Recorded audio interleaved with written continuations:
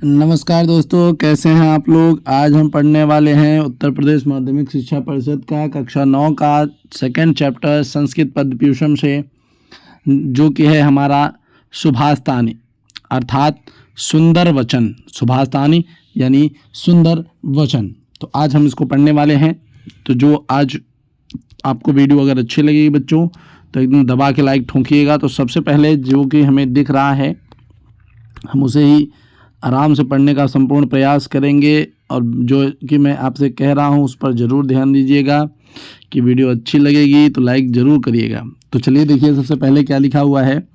लिखा हुआ है कि अन्याय उपार्जितम वित्तम 10 वर्षाणि तिष्ठति प्राप्ते च एकदशे वर्षे समूलम तद विनश्यति। ध्यान दीजिएगा, सबसे कम समय में पढ़ा के दिखाऊंगा बच्चा आपको, एकदम कम समय में। इतने कम टाइम में मैंने देखा कहीं पर भी नहीं है, लेकिन मैं सबसे कम टाइम में आपको सबसे ज़्यादा पढ़ा के दिखाता हूँ। चलिए देखते हैं कैसे। ध्यान दीजिएगा, यहाँ पर आपका क्या दिया हुआ है, अन्याय उपार्जितम। अन्यायो उपार्जितम यानी अन्याय से, उपार्जितम माने कमाया हुआ, वित्तम माने धन, दशम माने 10, वर्षाण माने वर्षों तक, तिष्ठति माने ठहरता है। तो अन्याय से कमाया हुआ धन, ध्यान दीजिएगा, अन्याय से कमाया हुआ धन 10 वर्षों तक ठहरता है। तो जो अन्याय से जो है कमाया हुआ जो धन होगा वो ज़्यादा से ज़्यादा कितना, 10 साल तक ही रहेगा। प्राप्त च एकादशे, और प्राप्ति के 11वें साल, ठीक, 11वें एकादशे वर्षे यानी 11वें साल, समूलम तद विनश्यति, मूल सहित, वह मूल सहित विनश्यति यानी नष्ट हो जाएगा। तो ध्यान दीजिएगा एक बार फिर से आप कि अन्याय से कमाया हुआ धन 10 वर्षों तक रहेगा और प्राप्ति के 11वें वर्ष वह समूल सहित नाश हो जाएगा यानी नष्ट हो जाएगा। उसके बाद देखिए, अतिव्ययो ध्यान दीजिएगा, अतिव्ययो उपेक्षा च तथा अर्जन धर्मतः। अतिव्यय, यहाँ पर अतिव्यय यानी अतिव्यय का क्या अर्थ होता है, अधिक खर्च। अनपेक्षा, अनपेक्षा का अर्थ होता है असावधानी, लापरवाही। च माने और, ध्यान दीजिएगा यहाँ पे तथा यानी और। अर्जन, अर्जन का मतलब क्या होता है, उत्पन्न करना या पैदा करना, ठीक, ध्यान दीजिएगा। अधर्मतः यानी अधर्म से। तो ध्यान दीजिए कि अधिक खर्चा करना और लापरवाही से खर्चा करना या अधिक खर्चा करना, तथा अधर्म से पैदा करना क्या, धन। ध्यान दीजिएगा कि धन को ज़्यादा खर्चा करना लापरवाही के साथ और अन्यायपूर्वक या अधर्म से उसको जो है कमाना या उसको अर्जित करना। अगला नंबर देखिए यहाँ पे, मोक्षणम क्या दिया हुआ है दोस्तों, मोक्षणम यानी त्याग, दूर संस्थानम। ध्यान दीजिएगा, दूर संस्थानम, ठीक बच्चा, एक पॉइंट को देखिएगा। और यहाँ पे कोश व्यसनेस्म उच्यते, तो यहाँ से जो आपका कोश व्यसनम है इसका अर्थ होता है धन के विनाश का कारण। तो त्याग, यहाँ पे मोक्षणम का अर्थ त्याग हो गया। तो अब यहाँ पे देखिए क्या है कि अपन दूरम संस्थानम यानी दूर रखना, ठीक। तो याद रखिए यहाँ पे क्या है कि अधिक व्यय और खर्च तथा लापरवाही तथा अधर्म से कमाया हुआ धन पैदा करना तथा अपनों से बहुत दूर रखना, ये सभी कोशम व्यसन यानी धन का नुकसान, यानी ये सब धन के विनाश के कारण को उच्चते यानी बताते हैं या होते हैं। तो ध्यान से देखिएगा, यहाँ से एक बार मैं आपको फिर से समझा देता हूँ कि अधिक खर्चा करना लापरवाही के साथ और अधर्म से कमाकर जो है उसको रखना और साथ ही साथ अपनों से दूर रखना, यह सभी क्या है, आपके जो धन है उसके विनाश का कारण है। आगे देखते हैं बच्चों, ध्यान से पढ़िएगा एकदम, ठीक। उसके बाद आता है न आलसः प्रापन्वंत अर्थान न शठाह न च मायिनः। ध्यान दीजिएगा, अलसा का अर्थ यहाँ पर न अलसा यानी अलसा का अर्थ होता है दोस्तों यहाँ पर क्या, आलसी। फिर उसके बाद देखिए शठाह यहाँ पे जो जो मेन है वही बताया जा रहा है भैया। शठा का अर्थ होता है धूर्त और माइनह का अर्थ होता है झूठे। ध्यान दीजिएगा क्या बातें यहाँ पे हो रही है कि आलसी, धूर्त और झूठे, ठीक, लोगों को धन प्राप्त नहीं होता। सीधा सीधा बात यहाँ पे प्रपन्नार्थान, या कि इनको धन प्राप्त नहीं होता। न च लोक अपवाद भीता, और न लोक अपवाद से डरने वालों को। न च शाश्वत प्रतीक्षण, न च शाश्वत प्रतीक्षण। शाश्वत प्रतीक्षण का अर्थ क्या होता है? दूसरों की सहायता की अपेक्षा करने वाले। तो यहाँ से टोटल मैं अगर आपको बात बताऊं तो इस पूरे का आपका अर्थ एक साथ अगर हम पढ़ेंगे तो होगा कि आलसी, धूर्त, झूठे लोग, और जो लोग निंदा से डरने वाले हैं तथा सदा दूसरे की सहायता की अपेक्षा करते हैं, शाश्वत यानी हमेशा दूसरों से ही सहायता प्राप्त करने का प्रयास करते हैं, उन लोगों को धन कभी प्राप्त नहीं होता। यदि आप आलसी हैं तो ऐसे ही धन नहीं मिलेगा, धूर्त हैं तो ऐसे ही नहीं मिलेगा, झूठे हैं तो ऐसे ही नहीं मिलेगा, और लोगों के अपवाद से डर रहे हैं, कोई कार्य करने से पहले सोच रहे हैं कि लोग आपको कहेंगे क्या, तो आप कभी धन नहीं कमा सकेंगे। साथ ही साथ यदि आप ऐसे व्यक्ति हैं जो दूसरों की सहायता पर निर्भर करता है आपका जीवन, तो भी आप जो है धन नहीं कमा सकेंगे। बच्चा एकदम याद रखिएगा इसको, एक एक पॉइंट, ठीक। कहीं कहीं पर देखिएगा हो सकता है कि हजारों में से गलती हो जाए, तो उस पर जो है मिट्टी डालिए और थोड़ा सा आगे बढ़ते चलिए। ध्यान दीजिए आगे है वरम, आगे है दोस्तों क्या? वरम दारिद्र्यम अन्याय प्रभवाद विभादहि, विभादिह, यहाँ पे है विभादिह, अन्याय प्रभवद। यहाँ पे ध्यान दीजिएगा क्या है? अन्याय प्रभवद। ध्यान इसी में है कि अन्याय प्रभवद, यहाँ पर जो है दरिद्रता यानी गरीबी होती है आपकी, याद रखिएगा। और यहाँ पे जो आपका अन्याय प्रभवद है, इसका क्या अर्थ है? भैया अन्याय से पैदा किया गया। फिर आप यहाँ पे देखिए विभव है, तो विभव यहाँ से आपके किस शब्द के लिए आया है? विभवान, ठीक। और ये क्या हो जाता है? विभवान का अर्थ हो जाता है धन, धन से। और वरम, ये जो आप वरम देख रहे हैं, ये वरम का अर्थ हो जाता है श्रेष्ठ है, ठीक। तो ध्यान दीजिएगा क्या यहाँ पे बात हो रही है कि अन्याय से कमाए गए धन से दरिद्रता यानी गरीबी ही विभवम, यहाँ पे ध्यान दीजिए धन से, विभवान यानी धन से, तो अन्याय से, यहाँ पे ध्यान दीजिए अन्याय से कमाए गए धन से दरिद्रता ही श्रेष्ठ है। यहाँ पे जस्ट यहाँ पे ध्यान दीजिएगा हमने कैसे पढ़ा, हमने यहाँ पे कैसे पढ़ा? हमने पहले इतने का अर्थ लिया कि अन्याय से कमाए गए धन का, अन्याय से कमाए गए धन का, या धन से, अन्याय से कमाए गए धन से क्या श्रेष्ठ है? दरिद्रता ही वरम यानी श्रेष्ठ है। ध्यान दीजिएगा बच्चों एक एक बात पे। कृषता अभिनीता देहे पिनीता ना तू शोफतः, यहाँ पे ध्यान दीजिए क्या क्या बातें हो रही हैं। कृषता का अर्थ होता है कमजोरी, क्या होता है? कमजोरी। अभिमिता का अर्थ होता है क्या दोस्तों? अच्छी है। पीनता का मतलब होता है क्या दोस्तों? मोटापा। देह का मतलब देह के। शोफता का अर्थ होता है भैया सूजन, सूजन के कारण। तो ध्यान से देखिए क्या कह रहे हैं कि भैया जो कमजोरी है, दुर्बलता है, जो देह की दुर्बलता और कमजोरी है वो अच्छी है। किससे अच्छी है? किससे? सूजन के मोटापे से। सूजन के मोटापे से शरीर की कमजोरी ही अच्छी है। ऐसी मोटाई किस काम की जो हमें दुख दे। उसी तरीके से हमें अन्याय से कमाए हुए धन से जो है दरिद्रता ही अच्छी है, गरीबी ही अच्छी है। अब आगे देखते हैं। अर्थम नाशम मन अस्तापम गृहे दुश्चरितानि च। अर्थम नाशम, यहाँ पे क्या है दोस्तों? ध्यान से समझिए। अर्थम का नाशम, यहाँ पे अर्थ नाशम इसीलिए लगाया गया है कि जो आपका अर्थ है उसका नाम, और सब यहाँ पे क्या है? मन संतापम, मन संतापम। अर्थम नाशम यानी धन का नाश, मन संतापम यानी मानसिक कलेश, गृह यानी घर के, ठीक, घर के, दुश्चरितान यानी दुराचारण, ठीक। और तो यहाँ पे देखिए किसका? धन का नाश, और मन का जो संताप है, जो मन के कलेश हैं, और घर के जो दुष्चरित्र हैं। वचनम च अपमानम च मतिमानः प्रकाशित। वचनम का अर्थ यहाँ पर अपने से ठगे जाने के लिए लगाया जा रहा है दोस्तों, याद रखिएगा। वचनम यानी ठगा जाना, ठीक। और उसके बाद च अपमानम, और अपने अपमान का मतिमानः प्रकाशित, जो बुद्धिमान व्यक्ति है वो कभी भी उसको प्रकाश में नहीं लाता। ठीक। तो यहाँ पे बातें क्या कह रहे हैं कि जो धन का, अगर आपका कहीं पे धन का हानि हो गया और आपके मन का जो कलेश है तथा घर के जो चरित्र है यानी दुराचरण है, और साथ ही साथ अगर आप किसी अपने से ठगे गए हैं और आपका किसी ने अपमान किया है, तो अगर यदि आप बुद्धिमान होंगे तो आप किसी से ये बातों को कहना नहीं चाहिए।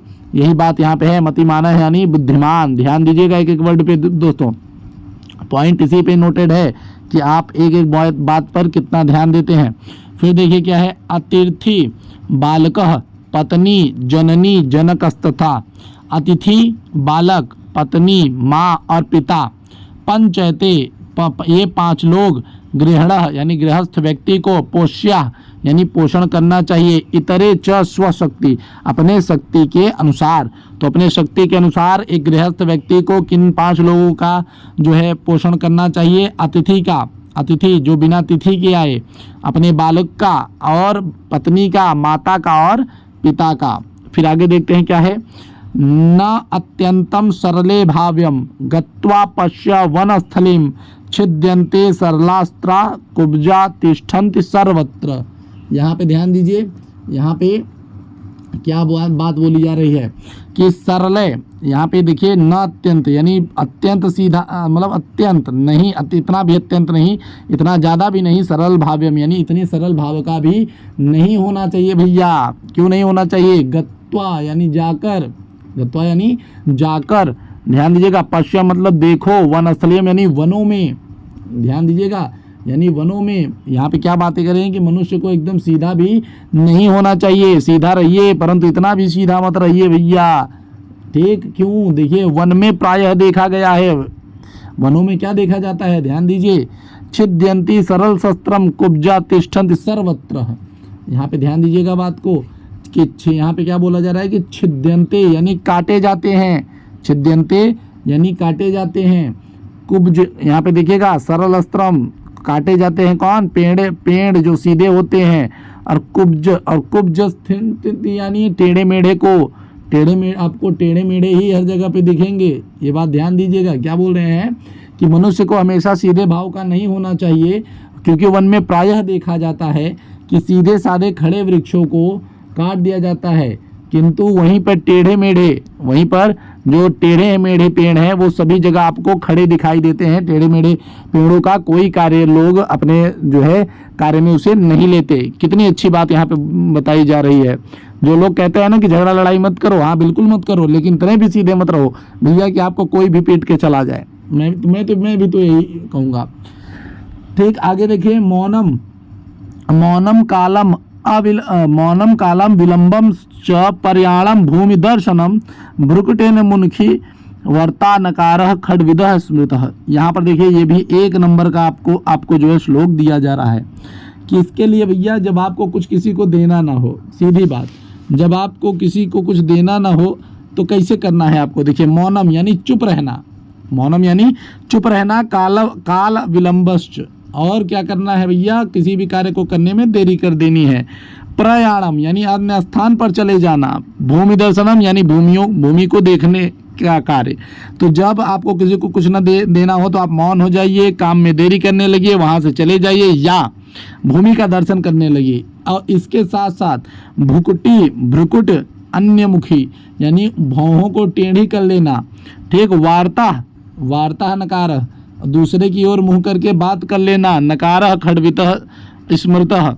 ध्यान दीजिएगा, यहाँ पे इसकी बात को क्या है कि ये जो मना करने के संकेत स्मृतियाँ में कहे गए हैं, यानी इतना कार्य अगर आप कह देंगे तो अगला आदमी समझ जाएगा कि वो ये चीज़ देना ही नहीं चाहता। तो भाई डायरेक्ट मना करके क्यों किसी से दुश्मनी करें? आप पढ़े लिखें, साथ ही साथ अपने दिमाग का इस्तेमाल करें। ये बातें यहाँ पर हैं। अब उसके बाद देखते हैं बच्चे क्या, देखिए आगे है, प्रत्यक्षे गुरुवः स्तुतया परोक्षे मित्र बंधवा कर्मांते दास भृत्याश्च पुत्र नैव च। अब देखिए यहाँ पे किसका बड़ाई कब करना है ये बताया जा रहा है। तो प्रत्यक्षे गुरुवः स्तुतिया, यानी गुरु के सामने उनकी प्रशंसा करिए। यदि आपको कुछ अच्छा लग रहा है तो गुरु की प्रशंसा जरूर करिए, जिससे कि उनका मनोबल बढ़े और वो जो है क्या करें कि भैया वो आपको और अच्छा पढ़ाएं। इसी बात पे देखो मैं लाइक कह रहा हूँ, देखिए कितने कितने लोग करते हैं, देखते हैं। और साथ ही साथ आप अपने शहर का नाम कमेंट करो तो देखते हैं कि कितने इस बात को समझते हैं। तो प्रत्यक्षा गुरु स्तुत्या, यानी गुरु की हमेशा जो है उनके सामने ही प्रशंसा करनी चाहिए, पीठ पीछे नहीं। याद रखिए, परोक्ष मित्र बंधव, और पीठ पीछे यानी पीछे, याद रखिएगा, पीठ पीछे किसकी? पीठ पीछे अपने दोस्तों की। पीठ पीछे किसकी? अपने दोस्तों की, जो है जो आपके मित्र हैं, जो आपके अनुयायी हैं, जो आपकी बातों को समझते हैं, जिन्हें आप अपना मित्र समझते हैं, उनकी हमेशा पीठ पीछे बुराई करें, मतलब अच्छाई जो है बात करिए। कर्मांते दास, कर्म के अंत में यानी कार्य के खत्म हो जाने के बाद में किसका? अपने दास का, नौकरों का। अब पुत्र नैव च, और पुत्र की तो कभी मत करिए, पुत्र की प्रशंसा तो करनी ही नहीं चाहिए। आगे देखते हैं क्या बात है। क्षणे तुष्टा क्षणे रुष्टा, तुष्टा रुष्टा क्षणे क्षणे, अव्यवस्थित चित्तानाम प्रसादोपि भयंकर। क्षण में खुशी होने वाले, क्षण में रुष्ट होने वाले, इस प्रकार के जो व्यक्ति होते हैं, ध्यान से सुनिए क्या बोल रहा है कि भैया जो क्षण में प्रसन्न हो जाते हैं और क्षण में ही अप्रसन्न हो जाते हैं, मतलब क्षण में प्रसन्न और क्षण में जो है रुष्ट होने वाले अव्यवस्थित चित्त के लोगों का जो हंसी खुशी होता है, प्रसन्नता भी, प्रसादोपि यानी प्रसन्नता भी, भयंकर यानी भयंकर होती है। तो ध्यान से एक एक बात को यहाँ पे समझिएगा। आगे देखिए क्या है। खड दोषा पुरुषणेह हातव्या भूतिम इक्षिता, निद्रा तंद्रा भयम क्रोधम आलस्य दीर्घ सूत्रता। खड दोष पुरुषेण, यानी खड दोष, यहाँ पे बात हो रही है दोस्तों, खड दोष यानी 6 दोषों को हातव्या, पुरुषेण यानी पुरुष लोगों को, हातव्या यानी छोड़ देना चाहिए, त्याग कर देना चाहिए। भूतिम इक्षिता यानी कल्याण चाहने वाले मनुष्यों को, यदि कोई अपना कल्याण चाहता है ऐसा मनुष्य, तो उन लोगों को यह 6 दोष छोड़ देने चाहिए। पहली बात तो निद्रा का त्याग कर देना चाहिए। दूसरा क्या है दोस्तों?